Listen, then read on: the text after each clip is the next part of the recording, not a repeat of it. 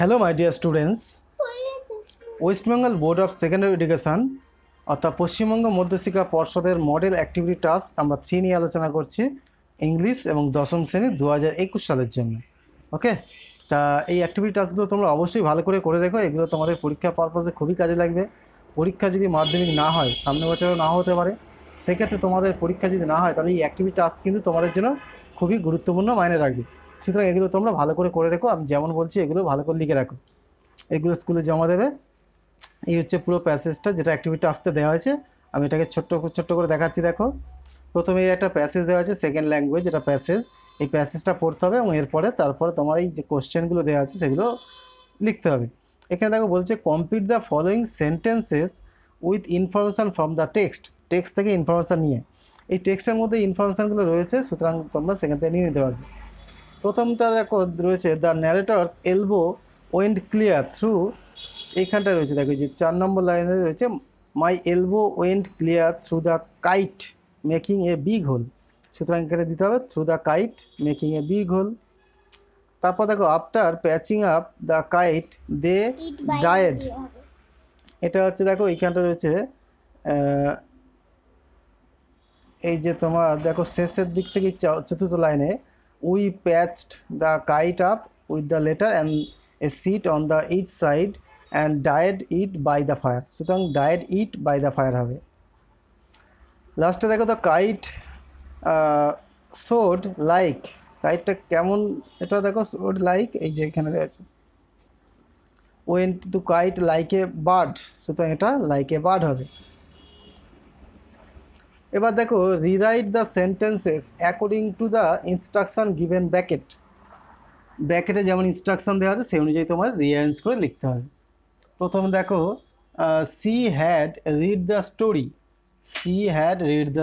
সে গল্পটা পড়েছে। Change the voice, তাহলে এখানে the story had been written বা স্টোরি হ্যাড বিন রিডের সব একই form, the story had been read by hers. এরপর দেখো বি অপশন যেটা রয়েছে B, he asked his friend are you going to play today, সে তার বন্ধুকে জিজ্ঞাসা করলো আজকে কি তুমি খেলতে যাবে। চেঞ্জ ইন্টু ইনডাইরেক্ট স্পিচ, সুতরাং এটা কী করবো answer he asked his friend, সে তার ফ্রেন্ডকে আস্কড করলো if they were going to play that day, যে সে ওই দিনকে খেলতে যাবে কিনা। ওকে, সি দেখো the old man was too tired to walk, old ম্যানটা এতটাই বৃদ্ধ যে সে এত ক্লান্ত যে সে হাঁটতে পারছে না। এটা সো দ্যাট দিয়ে করতে হবে, rewrite the sentence using so that. সুতরাং এটা কীভাবে লিখবো দেখো, the old man was so tired that he could not walk, এতটা বৃদ্ধ যে এটা হাঁটতে পারছে না। হয়ে গেল এটা। আচ্ছা, এরপরে আমরা দেখো write a story in about 100 words using the following points. রয়েছে ফিশারম্যান ওয়েন্ট টু সি, একটা ফিশারম্যান সমুদ্রে গেল। স্টর্ম অ্যারোজ, একটা ঝড় এলো। বোট উইকেলড, বোটটা উল্টে গেল। হি ফেল ইনটু দ্য সি, সে সমুদ্রে পড়ে গেল। ফ্লোটেড ফর 5 days, 5 দিন ধরে ভাসতে থাকলো। অনলি ড্র্যাঙ্ক রেন ওয়াটার শুধুমাত্র খেয়েছিল। অ্যান্ড রেস্কিউড বাই শিপ, একটা শিপ দ্বারা রেস্কিউ হয়েছিল এবং রিটার্ন হোম, বাড়িতে চলে গেল। এটা একটা স্টোরি, আমি পরপর দেখাচ্ছি। দেখো এটা একটা, তোমরা এটা অন্য দিতে পারো, আমি এটা একটা স্টোরি হেডিং দিয়েছি a fisherman's worst experience in sea, fisherman's করে দিবা। এবার দেখো আমরা পরপর সেটা একটা গল্পটা লিখছি, পরপর এইভাবে তোমরা লিখতে থাকবে। প্রথম আমরা লিখবো দেখো once there was a fisherman, বা এখানে ওয়ান্স আপন এ টাইমও করতে পারো। Once upon a time there was a fisherman who lived beside a sea in Gopalpur village, একটা সমুদ্র ধারে বাস করতো গোপালপুর ভিলেজ। এইটা তুমি যে কোনো নাম দিতে পারো, জাস্ট একটা মডেল নাম দিয়েছি, ঠিক আছে। গোপালপুর ভিলেজে বাস করতো। হি ওয়াজ ভেরি পোর, সে খুব গরিব ছিল।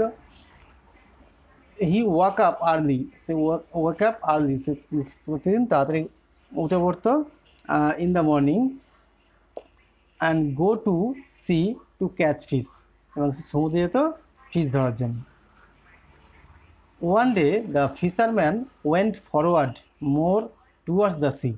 অর্থাৎ সে সমুদ্রের অনেকটা গভীরের দিকে চলে গেল। ঠিক আছে। সাডেনলি এ স্টোম অ্যারোজ, একটা ঝড় এলো।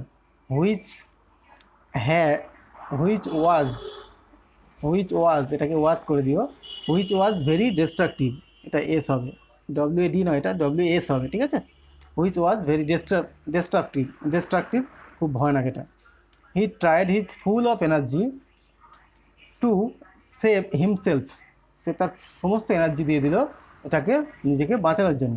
বাট ইট ওয়াজ ইম্পসিবল ছিল ফর দ্যাট মোমেন্ট, এতটাই ঝড়টা তোমার ডিস্ট্রাকটিভ ছিল। পরের লাইনে লিখছো the storm came on the boat, স্টোমটা বোটের মধ্যে এলো, and the boat wiggled and he fell into the sea, বোটটা উল্টে গেল এবং সে সমুদ্রে পড়ে গেল। After the storm has gone, স্টোমটা যখন চলে গেল, এভরিথিং ওয়াজ ওকে, সব কিছু ওকে হয়ে গেল, but he was lost in the sea, সে সমুদ্রে হারিয়ে গেল। And trying to find the direction, সে ডিরেকশানটা খুঁজতে শুরু করলো। দেন পরেরটা কী হবে, ফর 5 days, 5 দিন ধরে he was in the sea, সে সমুদ্রে 5 দিন ধরে থাকলো। And drank only sea water, শুধুমাত্র সমুদ্রের জল খেয়েছিল। দেন হি স এ ব্যাঙ্ক, সে একটা ব্যাঙ্ক দেখতে পেলো, ধার। And took his boat towards that direction, সে সেদিকে ডিরেকশানে নিয়ে গেল।